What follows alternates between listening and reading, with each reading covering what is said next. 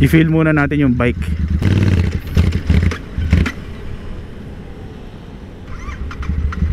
Ayun, na-feel nga natin yung bike.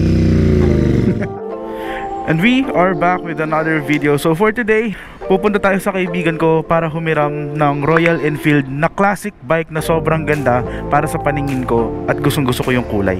Actually dapat ngayon yung LU natin, kaso sa weather forecast ready na tayo. So weather forecast uulan daw eh, pero ngayon biglang umaraw, so sayang, nag-leave pa naman din ako. Ready na lahat, as in yung gamit, yung bag, ay nako.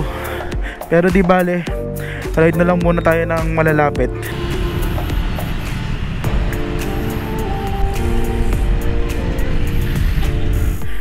Unang upo, parang mabigat ah. Ang taas, hindi naman sobrang taas, pero mas mataas siya dun sa XSR natin. Uy,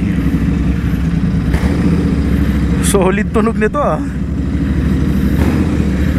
Ganda ng side mirror oh. Gusto ko palitan ng ganito yung XSR dati eh. Wala lang akong nakitang bagay, pero parang ito bagay ah. Solid ng tunog ah. Ah, okay. Wala siya nung gear indicator. So, naku, nakakalimutan ko yung mga ganyan eh. Ganda ng ganitong side mirror ah. Grabe, feeling ko sobrang tito ko. Bagay na bagay yung gloves natin dito. Ang daming may gusto ng gloves na to. Eh maganda naman talaga, kaya nire-recommend ko rin. Naninibago lang ako sa shifter kasi walang quick shifter. Tapos hindi ko siya masyado na, parang sobrang smooth niya. Hindi ko nararamdaman yung click-clack. So parang magtitiwala na lang ako na pumasok siya. Pero hindi kasi natin to bike eh, kaya syempre kasama yung mga ganon, makikiramdam ka. Kakakuha lang natin, wala pang 5 minutes. Dali hanapin ng neutral. Grabe, yung tangke pa lang, classic bike na eh. Actually, di ko alam kung anong model to. Di ko nga alam kung ilang cc to eh, pero parang 600 ata. Grabe yung tunog niya no, opposite nung sa XSR 900 natin. Magaralgal in a good way ah. Na parang may sarili siyang angas.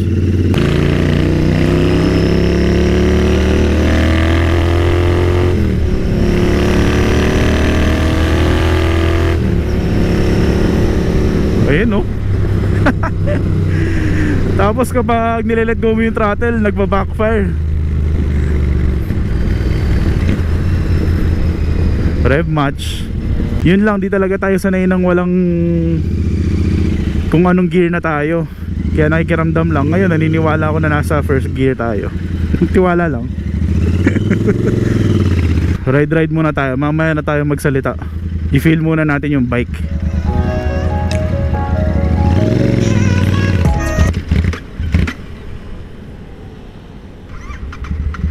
Ayun, na-feel nga natin yung bike.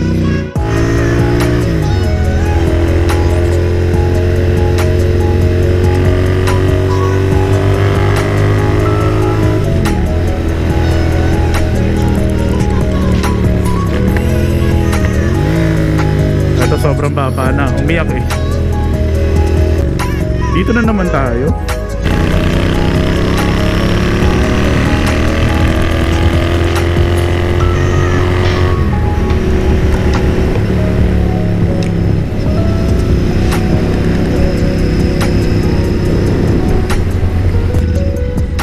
Ang laki ng turning radius na to. Parang mas madali pa siya iliko kaysa dun sa ADV. Dahan-dahan lang, hindi natin kabisado yung bike.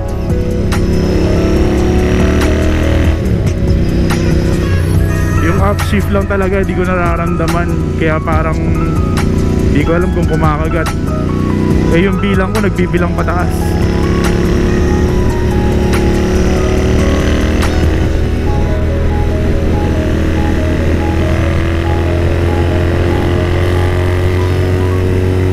Base sa tunog, parang inline to.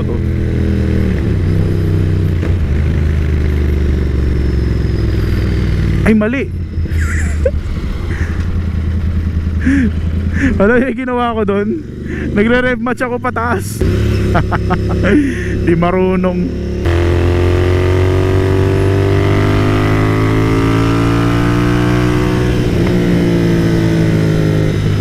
Grabe, solid.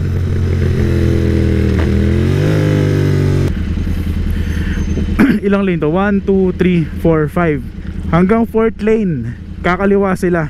Welcome to Philippines. Grabe, no? Naku, umaambon na. Yun lang. Ang sarap din nung nakaka-drive tayo ng mga iba't ibang motor. Pero kung mapapansin nyo, hindi ako nagpo-full review. Kahit ngayon, kung ano yung nafe-feel ko, sinasabi ko lang. Pero wala naman akong balak mag-full review kasi hindi naman tayo review channel. More on ikot-ikot lang para may makita rin kayong ibang bike. Kaya ako type yung itsura ng bike na to kasi mas true siya sa pagiging classic. Tapos yung red and white niya, isa kasi yun sa mga color combination na gusto ko talaga dati pa. Kung maalala nyo yung XSR 900 bago ilabas yung all new, parang year 2021 pababa, meron sila ng puti at saka pula. So nakikita ko yun dito. Tingnan nyo naman yung paint to.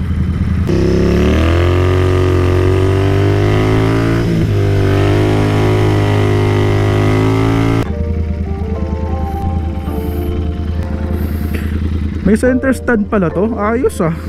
Patayin muna natin. Okay.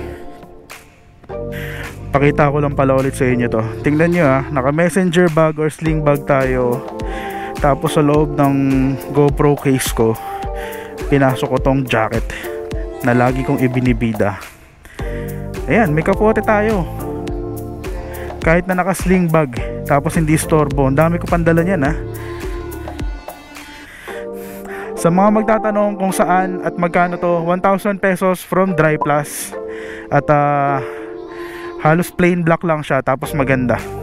Subok na yan, recommended. Kuha kayo. Ito rin, marami nagtatanong, nag-promote na.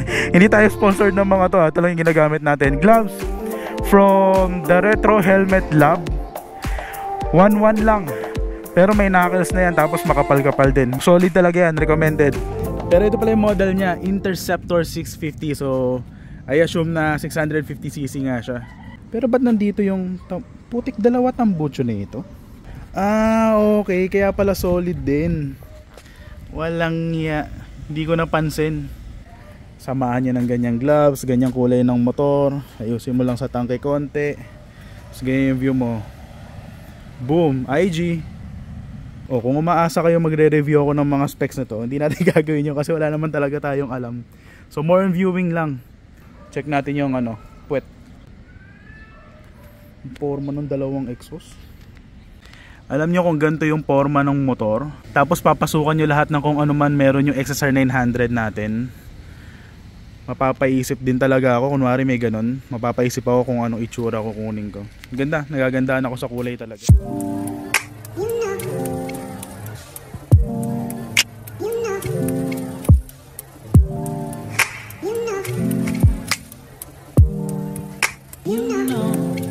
Sa may-ari ng bike na to, mapatawad mo sana ako sa gagawin ko.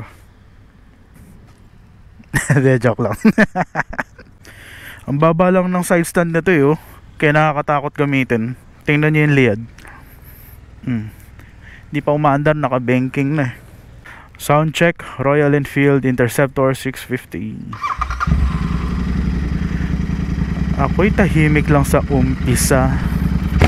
Oh, pag nirev mo ang ingay eh. Ang layo dun sa idle sound eh. Tapos yung turning radius na sinasabi ko, ayan oh. Para sa big bike malawak to eh, diba? Kayang kaya. Okay, so since tapos na natin puriin itong itsura ng bike na to, punta naman tayo sa mga cons or yung mga napansin kong pangit. Or hindi naman pangit, yung mga hindi ko lang gusto. So number 1, pansin ko kapag tinanggal mo yung throttle mo, tapos hinayaan mo lang siyang mawala yung andar, parang mamamatay siya. Kasi dun sa ibang motor, sa XSR 900 natin, parang ang pinakamababa niya kapag nasa gear 1 ka tapos hindi mo binigyan ng gasolina, parang 10 kph eh. Tapos magstay lang siya doon. Ito parang bumabagal ng bumabagal hanggang mamatay talaga siya kapag binitawan mo yung clutch at saka yung throttle. Nagagaralgal na siya. Parang mamamatay na. O hindi ba? Ay hindi siya namamatay. Parang nagagaralgal lang siya. Okay, never mind, hindi pala siya cons. Ang bilis kausap. So diretso na lang tayo ng number 2 at saka number 3. Pero maliliit na bagay lang naman to. At saka tingin ko ma-adjust. Yung side stand niya sobrang baba. Yung clutch niya medyo matigas. Tapos yung early power niya hindi ko makuha. Hindi ko sinasabing wala doon, pero hindi ko makuha kasi naiilang ako magmaneho since hindi ko nga kabisado yung timpla. Tapos walang gear indicator. So that's on me. Pero sinasabi ko lang na yun yung mga napapansin ko. The rest wala na lahat gusto ko na Tuwan-tuwa talaga ako sa itsura na ito. Wala, siguro bias na talaga ako sa mga classic bikes. Isa pa palang hindi ko nagustuhan. Kanina napansin ko na nagpipicture ako. Yung tangke niya, para sa isang 600cc na bike, parang ang payat. Lalo na nung pinicturean ko kanina sa view kanina, parang napapayatan ako. Hindi mo siya akalain na 600cc bike.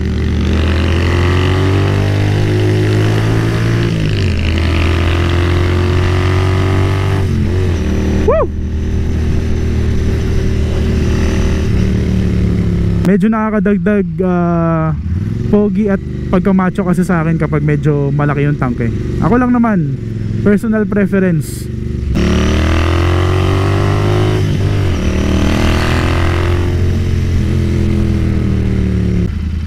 Ay, thank you. Nagkahiyaan pa kami. By the way, pasensya na pala guys kung paulit-ulit yung pinupuntahan natin At wala nasa Makati Pasay tayo. Kaya nga tayo hindi natuloy ng LU kasi natatakot akong madatnan ng ulan sa gitna. So ayoko rin lumayo. Ikot-ikot lang muna tayo, city driving lang.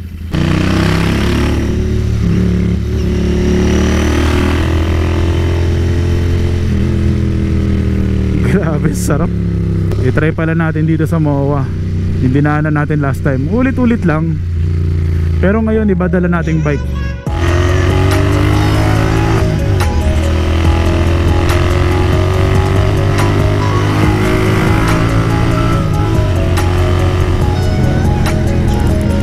Rev match.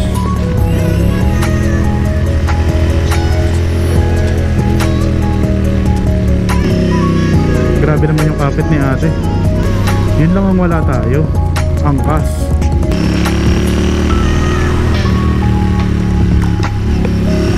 Natatakot ako.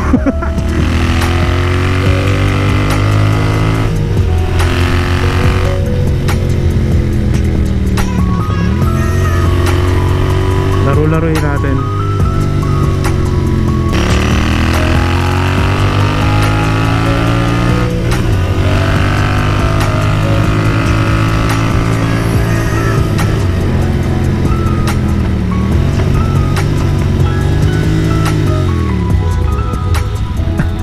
Putik ka. Mahuhuli tayo. Hindi ako nakapagpreno ng tama, sorry. Nakatingin si kuya. Kamote ang pote.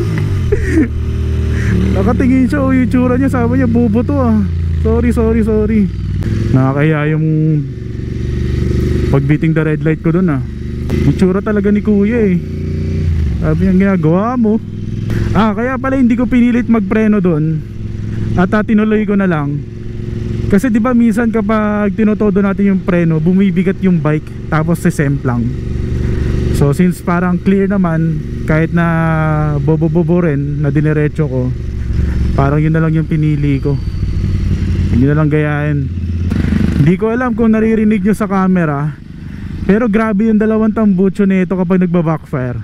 Yung left and right na tenga natin, irgasam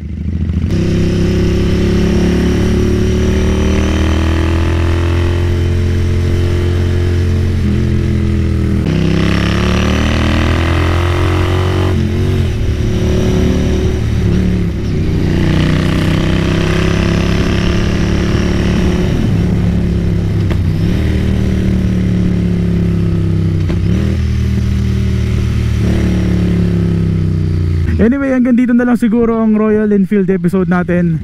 Sana makaulit, no? Tapos madala natin sa expressway. Medyo bitin kasi hindi ko talaga maintindihan yung panahon.